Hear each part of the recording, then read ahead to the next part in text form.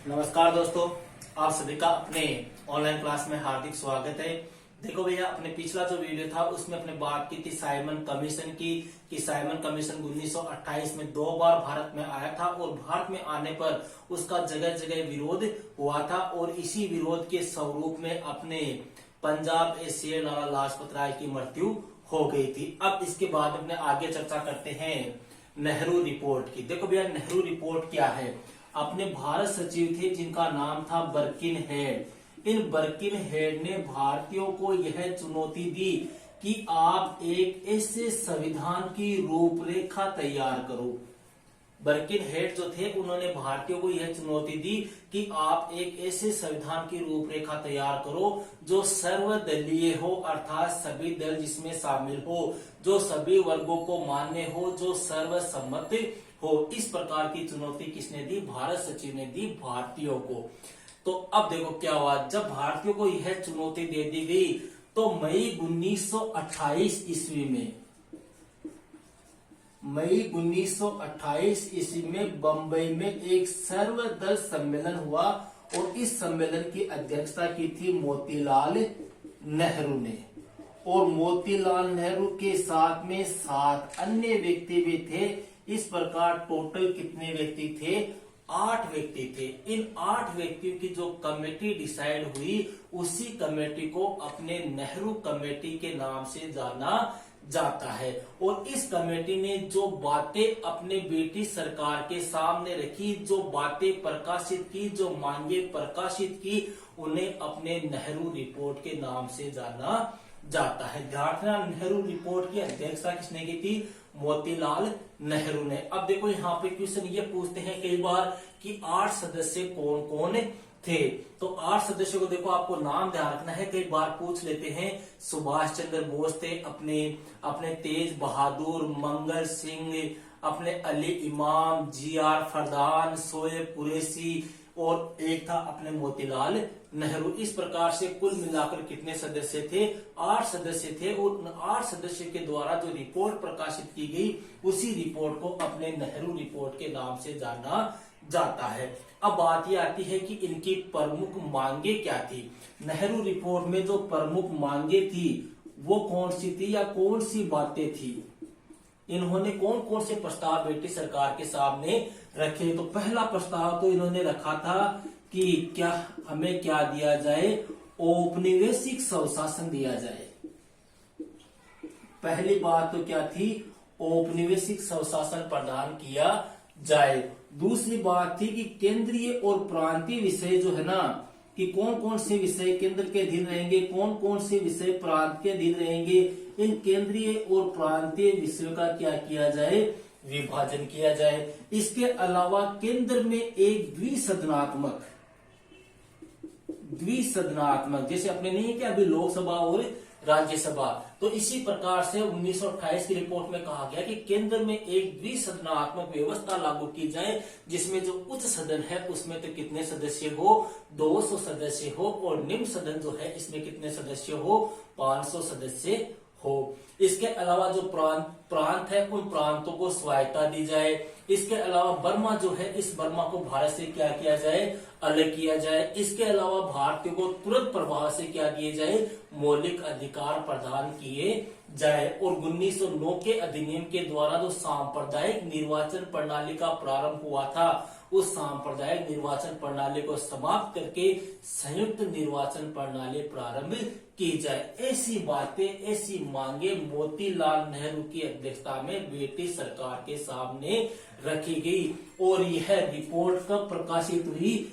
जुलाई 1928 में प्रकाशित हुई। लेकिन ब्रिटिश सरकार ने इनको मानने से क्या कर दिया? मना कर दिया। ब्रिटिश सरकार ने तो मानने से मना कर दिया, लेकिन साथ ही साथ अपने पंडित जवाहरलाल नेहरू और सुभाष चंद्र बोस जो थे, वो भी मोतीलाल नेहरू या इस नेहरू रिपोर्ट से क्या हो गए?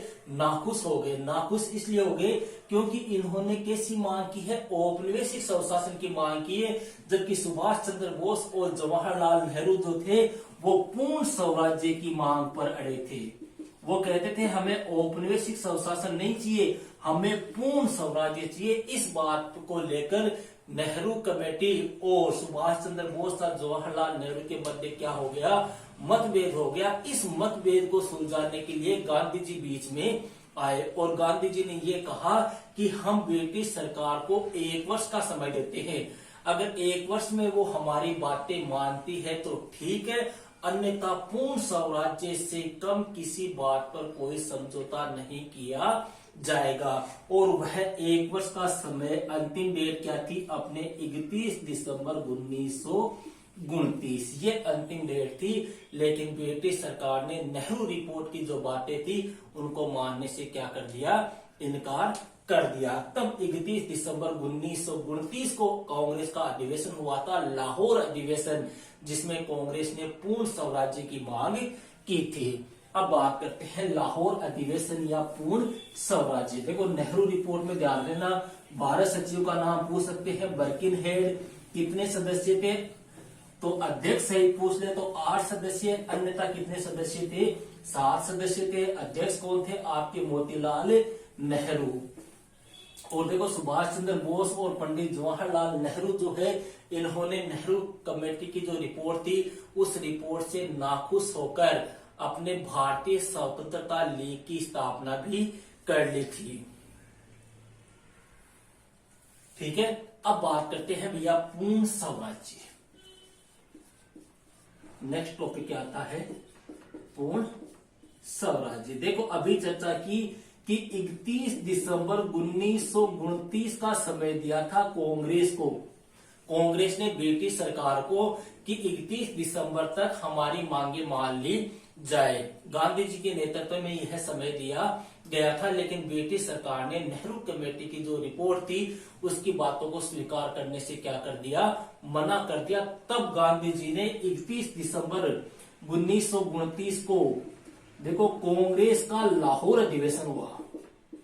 31 दिसंबर 1929 को लाहौर में रावी नदी के तट पर कांग्रेस का अधिवेशन हुआ। इस अधिवेशन को अपने कांग्रेस का लाहौर अधिवेशन कहा जाता है। इस अधिवेशन की प्रमुख मांग क्या थी, अपने पूर्ण स्वराज्य की प्राप्ति। और इस अधिवेशन की अध्यक्षता किसने की थी, अपने पंडित जवाहरलाल नेहरू ने। और अध्यक्षता करते हुए पंडित जवाहरलाल नेहरू ने कहा था कि मैं समाजवादी हूं, मैं गणतंत्रवादी हूं। और इस अधिवेशन की प्रमुख मांग क्या थी कि हमें पूर्ण स्वराज्य प्रदान किया जाए। गांधी जी भविष्य में कभी भी सविनय अवज्ञा आंदोलन चला सकते हैं। और तीसरी प्रमुख बात थी कि प्रतिवर्ष 26 जनवरी को किस रूप में मनाया जाएगा, स्वतंत्रता दिवस के रूप में मनाया जाएगा। ये बातें डिसाइड की गई थी कांग्रेस के लाहौर अधिवेशन में, जो 31 दिसंबर 1929 को रावी नदी के तट पर पंडित जवाहरलाल नेहरू की अध्यक्षता में हुआ। और देखो इसी कारण से अपने 26 जनवरी को प्रतिवर्ष स्वतंत्रता दिवस मनाया जाएगा। और इसी कारण से 26 जनवरी को अपने भारत का संविधान भी लागू हुआ था। तो ये था भैया पूर्ण स्वराज्य। देखो यहाँ पे क्वेश्चन क्या आता है,